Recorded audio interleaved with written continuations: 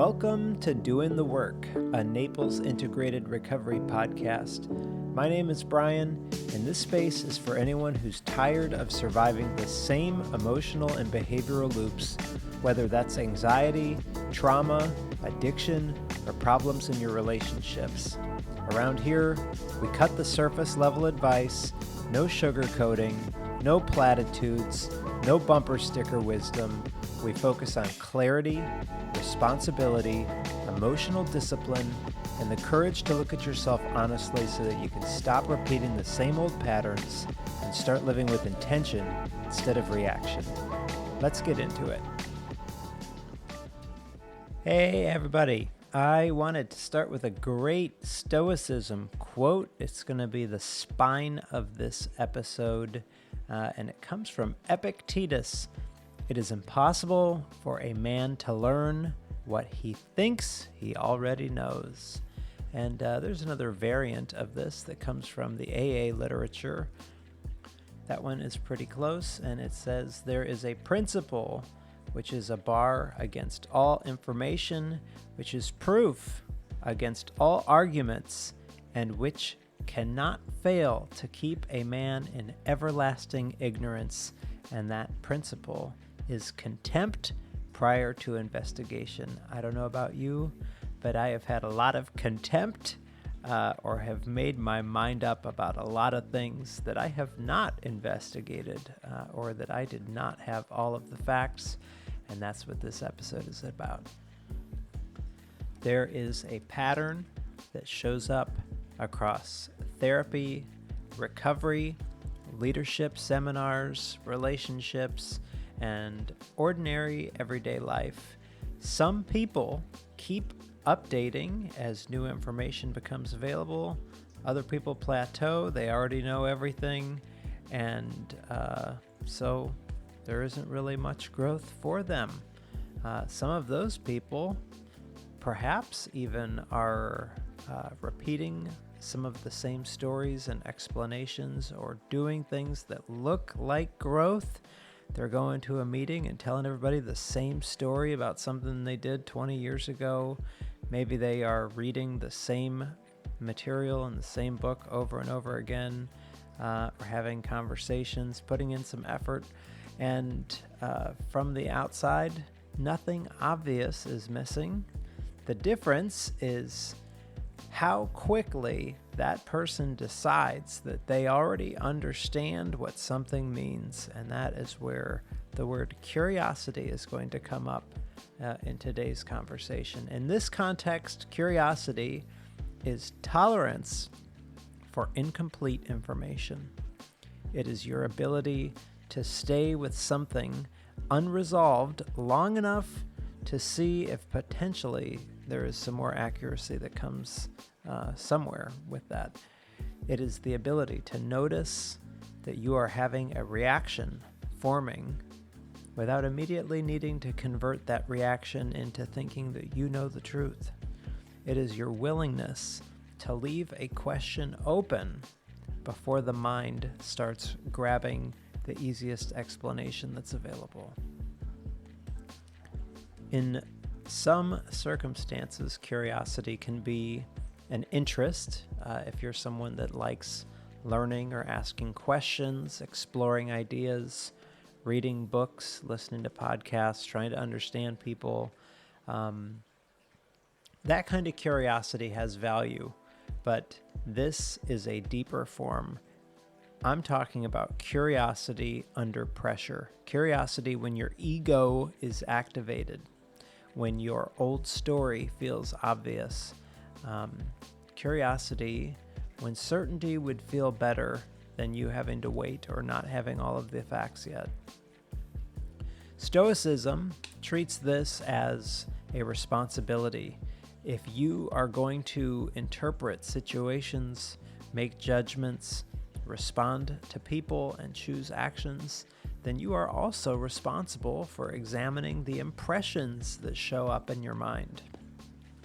And Buddhism would point to something similar, that if you are not examining your reactions, then you are probably reinforcing them and not even aware. You could suffer from an event and then suffer again from the story that you build around it. There is an episode way in the beginning where I talk about the Buddhism concept of the second arrow, and that really fits here. Both traditions are pointing towards the same discipline, asking you, slow down before you have decided what something means or before you think that you know something. And so I'm going to give you an example that when I started dating my partner, he was super romantic and thoughtful and just really giddy, like golden retriever energy. Always thoughtful little notes and just thoughtful messages and thoughtful.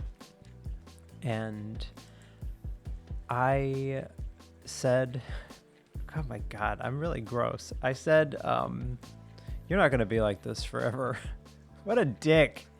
And I didn't mean it to be insulting. I said that as somebody who had been in dating relationships for 20 years and had seen this pattern before, with early attention and early high effort and early consistency.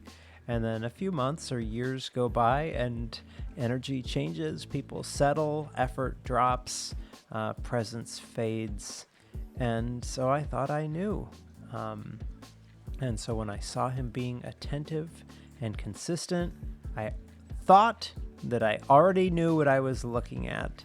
It didn't feel like I was being cynical. I felt like I was informed based on 20 years of relational patterns. I had history and examples and enough experience to trust the conclusion. And 4 years later, I was wrong. I have been wrong. The effort has stayed. The consistency has stayed. The presence has stayed. And he has repeatedly shown me that I am wrong. And sometimes he would use an ex's name that I won't use on the show, but he'll say, well, I'm not blank person, so you need to stop comparing me to that person. And the pattern that I came from was real experience, because I had seen that in relationships and I was able to recognize those patterns. The problem came from how quickly I applied how I know, or how I am so certain about things.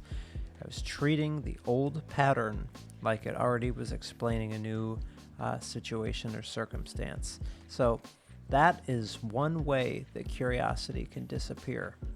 The mind takes something familiar and then uses it too fast. You see a couple of pieces of information, fill in the gaps, and then starts acting as if the whole picture is already available. So that's where that Epictetus quote really fits. It's impossible to learn if you already think that you know everything.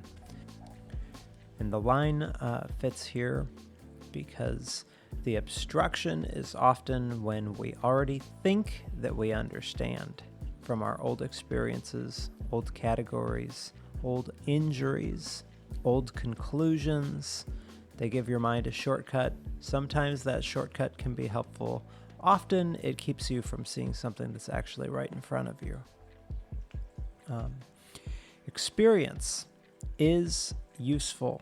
It can help us recognize patterns, avoid making old mistakes again, making faster decisions, and stop pretending that every situation that you are seeing is brand new. A person who refuses to learn from experience is naive in the wrong direction.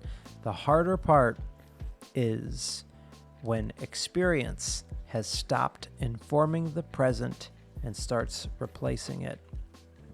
And that can happen quietly because you can have gone through a situation enough times that the mind starts to move ahead of a situation. Perhaps a partner gets quiet and the mind already knows what that silence means.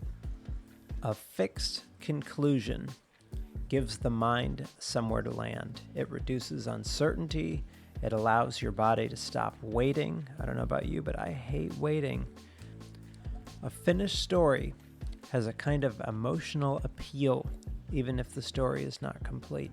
And that is the reason that people often protect their first interpretation so aggressively. That interpretation organizes their discomfort. It gives their mind an answer, it gives a person a role, and once that happens, curiosity can start to feel threatening because curiosity would reopen the question. And that question is, what else could this be? Or I wonder if maybe I'm missing part of the equation. And that question can be very irritating if your mind wants closure. This also happens if there is a system that has been helpful for you. So, for example, when I was in early recovery, I was very big book heavy. Some of the people that I went to treatment with thought that I was a big book thumper. I don't know that I really was. I think I was also just so afraid of relapse that I just did everything that my sponsor told me to do in AA. I didn't want to make a mistake. I didn't want to relapse. I just wanted to keep moving forward. So I did things the way that my sponsor told me to do things, and I also sponsored other people the way that I was sponsored, and I didn't want to deviate because that was the way that I knew how to get sober or how to stay sober. And my sponsor was kind of rigid. There's one clear path, clear expectations, and that structure did help me get sober. And then it became my standard for a while. And at one point I had a sponsee. I was like a year sober and sponsoring somebody else. And he had shared in a few meetings that he was reading the Daily Stoic and using the app Waking Up with Sam Harris. And I had this averse immediate reaction that I was like, who the fuck does this guy think he is? Oh, look at you. You're special. You don't have to do it the big book way. You're better than AA. Oh, I see. You're unique.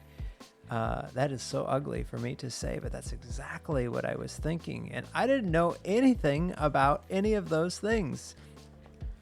I had categorized it as ego, avoidance of working the 12 steps, resistance to the AA program. I was hearing the words and filtering them through the only structure that worked for me, or the only structure that I understood. And at that time, it felt like it was discernment. It felt like I was protecting something important. But looking back, I can see how quickly I turned very helpful additional tools into an attack on my early recovery identity, that anything outside of this AA structure was a threat. And years later, I started reading Stoicism and learned it was all about perception, judgment, responsibility, and learning how to examine your impressions before acting on them. In fact, I learned that a lot of the AA quotes or ideas that I had learned were largely paraphrased Stoicism that had predated the big book by 2,000 years. It had overlapped directly with what I had already respected, and it didn't even really have a moralizing tone to it that, had shame language like character defect. Waking up, this is another one that I was like, what is Waking Up with Sam Harris? The sponsee had told me that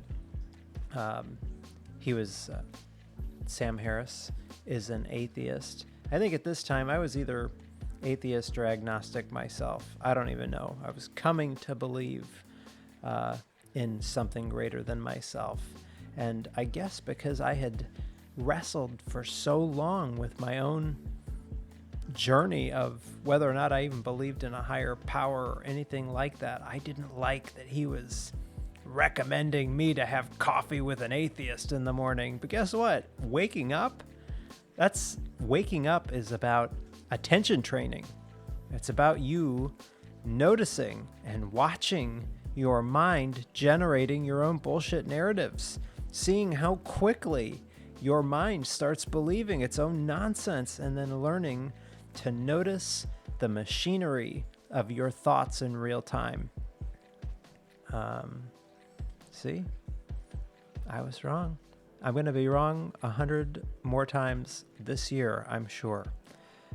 So shout out to CB. Thanks for introducing me to some of those things that have been very helpful in later chapters of my ongoing recovery. But, so this is like the cost of certainty sometimes. It can make a person loyal to a conclusion long after that conclusion has stopped serving them. A person might think that they are principled, they may have their reasons, and they may have coherent explanations, but underneath that, they might be protecting identity. A framework can begin as support and then later become a filter. And recovery can do that. If you got sober through the 12 steps, religion can do that. If you were born or raised in a certain religious tradition, therapy language can do that. Professional training can do that. Education can do that. Any structure that gives a person stability can eventually become something that they defend automatically. And at some point, I've also talked a little bit about a falling out that I had with a sponsor. At one point, I had mentioned some of the things that I was doing to augment my own ongoing recovery, where I was now integrating different therapy frameworks and stuff outside of AA. And it was kind of scoffed. Like, I don't know, man. Maybe that works for you, but I just keep it pretty simple with the big book, and that's all I need. And maybe that is all that person needed. I think that everybody should be continuously applying and synthesizing new knowledge instead of just scoffing or deciding immediately that is ego, or deciding that you know something before you have even looked into it or experienced it or tried it. So, curiosity asks different questions like, what identity am I protecting here? What label am I trying to maintain? What would I have to feel if this picture of myself became less fixed?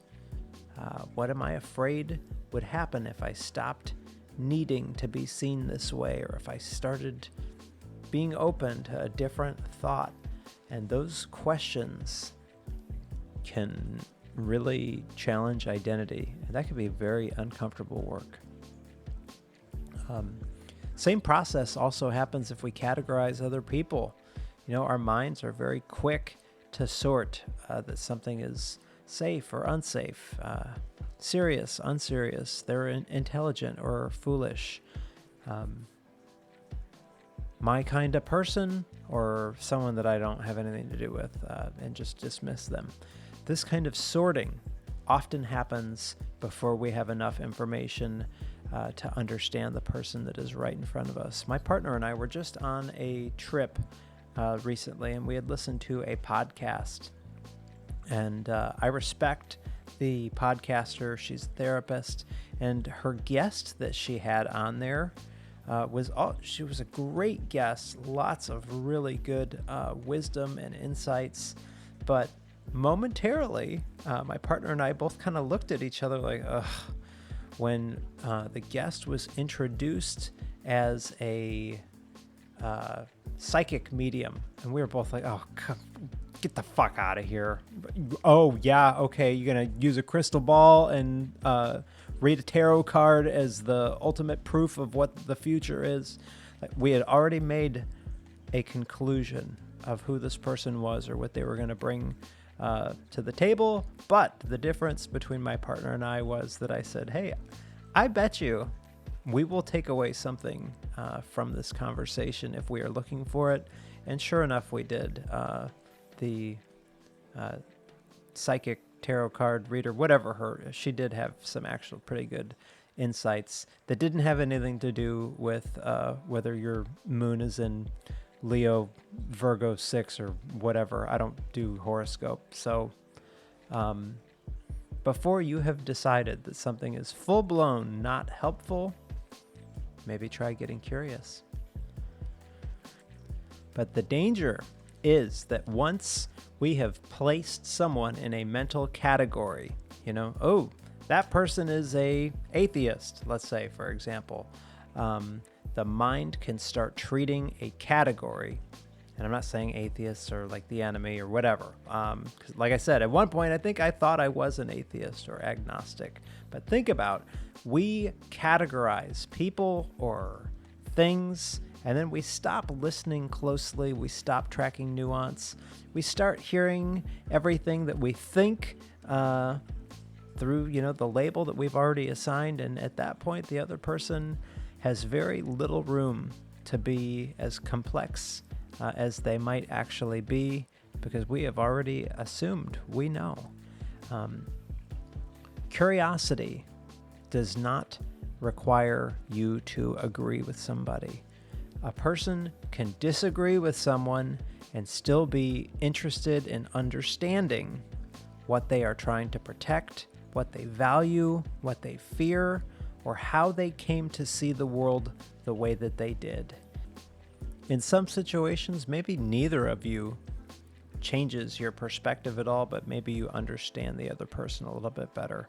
And that kind of a shift can change conversations. A lot of conversations loop because neither person is trying to take on new information from somebody else. They are waiting for their turn to talk, preparing their argument, reinforcing their position, or protecting a prior conclusion. But curiosity changes the quality of your attention. It allows a conversation to move somewhere when maybe that attention was not available because you were already defending something that you already know. I think about, maybe it's an unrelated story, but I think where it kind of fits. When I was in grad school, tell me if you know this exact situation. We had an icebreaker in a group supervision where everybody had to say, 5 facts about me or whatever. Think about when you have been to those things for your corporate events. Usually you are not listening to anything. You're thinking about okay, let's see, there's 4 people in between, 4 people, and then it's going to have to be my turn. What are my things that I'm going to say? Oh, I'm a good mom. I'm a good, I've got 2 kids. I got, a dog and a fish. And you're thinking about all of that stuff, right? Instead of listening to what's going on. And so I had a situation where this professor led us through maybe 15 students. All of us talked about what led us to choosing the grad school that we did, whether or not we had our own history with addiction or somebody else in our families, or something a little bit vulnerable, but not making it full-blown group therapy. And so we all went through our thing. I patted myself on the back for making it through this socially awkward moment. And then the grad school instructor goes, Brian, tell us about Archana and where she's from and what brought her to the school. I felt like the biggest fucking clown because I didn't hear a single thing that she said. because I was self-absorbed in how I was going to be perceived, waiting for my turn to talk, and I missed everything that girl said, every part of it, and I had to eat some big humble pie to tell Archana and the group and the instructor. I just realized I didn't hear anything that she said because I was focused on me. Me. My turn to talk, or what I was going to say, and I missed all of that, and I'm really embarrassed. And this was a great lesson for me. Holy shit, while my ass is sweating into the chair that I was sitting in. So, think about that. Are you actually listening? Are you defending or planning out the next moment that you are going to start talking again?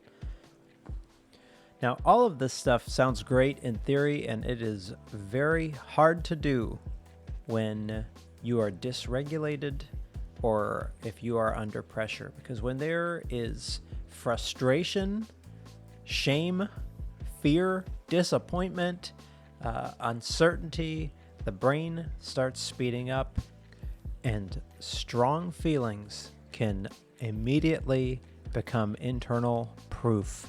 The faster that conclusion forms, the more convincing it can feel. That feeling arrives, and then the mind attaches. I feel disrespected, so this person is being disrespectful. Or I feel anxious, so something must be wrong. Or I feel rejected, therefore I am being abandoned. And the feeling becomes the explanation. And once that happens, the person stops examining the situation and starts defending the interpretation. But curiosity requires a pause, and it separates the emotional reaction from the story that you are attaching to it. The feeling can still be there. The explanation might arise, but then you are tasked with asking yourself, what am I reacting to? What part of this is actually happening in front of me, or what part of this is connected to an older memory or fear or pattern or projection or old injury? What information do I actually have? And that kind of questioning keeps the emotion from running the entire interpretation. Now, failure creates another version of this same pattern. If something does not work out, often we can make explanations global, like this always happens, or you're not always going to be this way. I know how these things go, or I knew that this would happen. Those kind of explanations feel accurate because they are familiar and they give the mind a ready-made place to land. Curiosity brings the focus back to specifics, like what happened here, what changed, what held, what can be adjusted, what am I carrying from previous situations into this one? And that kind of specificity keeps a single outcome from becoming a worldview. Now, there is another kind of curiosity needed for questions that do not resolve. For me, going back to Sam Harris and waking up, or atheism, or what my whole twisted journey of loops, ups and downs and sideways of is there a God or is there whatever, that has been a lot of ongoing work for me. Whether God is or is not, what can be known, what cannot be known, at some point for me, continuously trying to force an answer was not being useful. The question was too large for the kind of certainty that I wanted from it. And so I had to learn how to become curious. Now, one access point of freedom that I found from somebody in a AA meeting was, he said, it's impossible for me to fathom the ocean of God in the teacup of my human brain and experience. And part of me really that made sense. And another part of me thought that's just real sloppy way for you saying you don't know. But I think now the question for me becomes a lot more curiosity related. Like, why does this question even matter for me? What certainty would it give me if there is a God or isn't a God? Or what discomfort am I trying to settle by having an answer?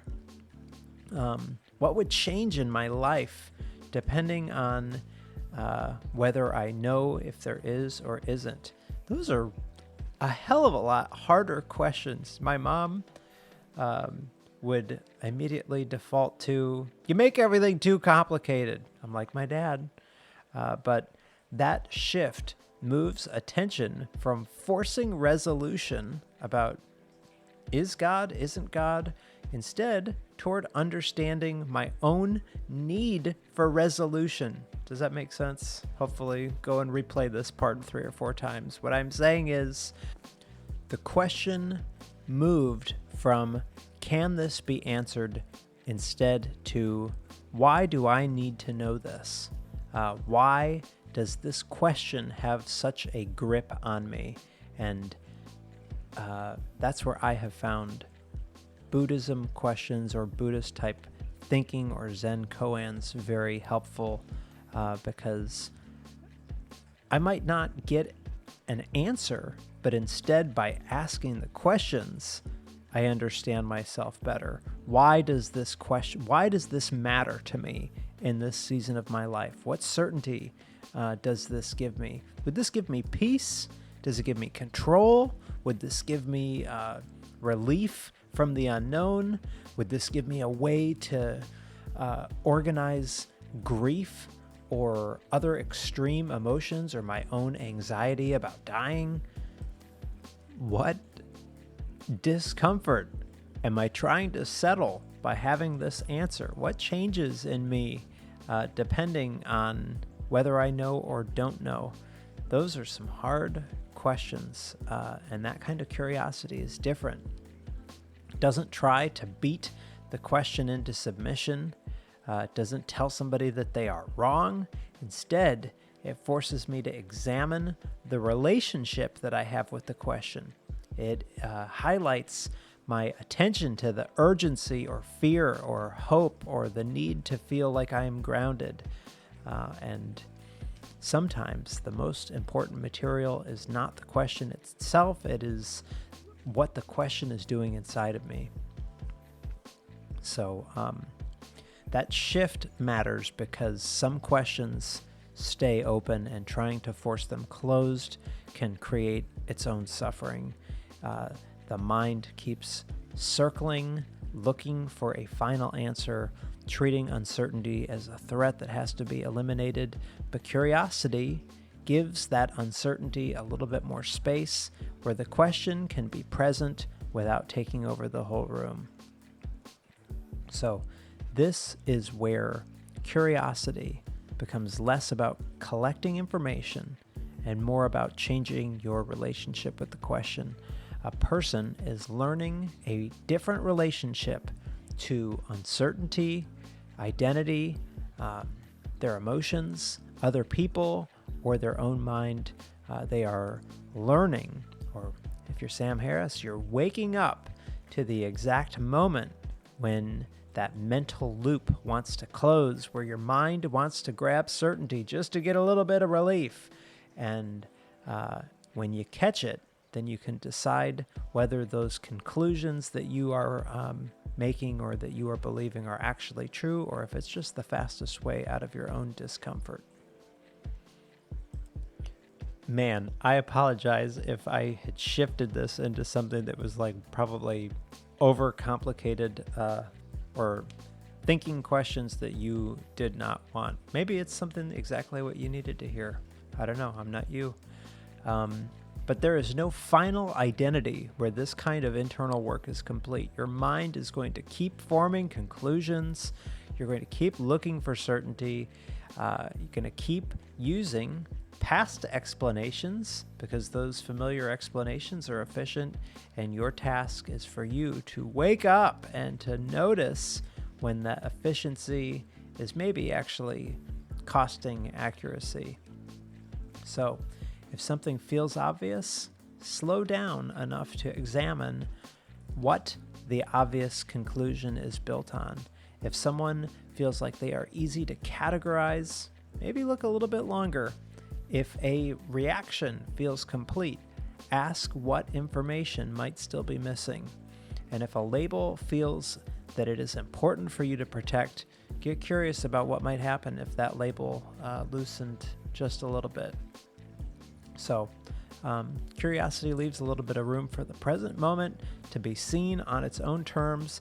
It keeps experience from hardening into repetition, and it gives you a chance to notice when you have stopped observing and instead that maybe you are defending something that you have already decided. So stay with things a little bit longer when you have decided that you already know, and that is doing the work. Thanks for spending the time with me. If you found this episode helpful, please share it with somebody who may need to hear it.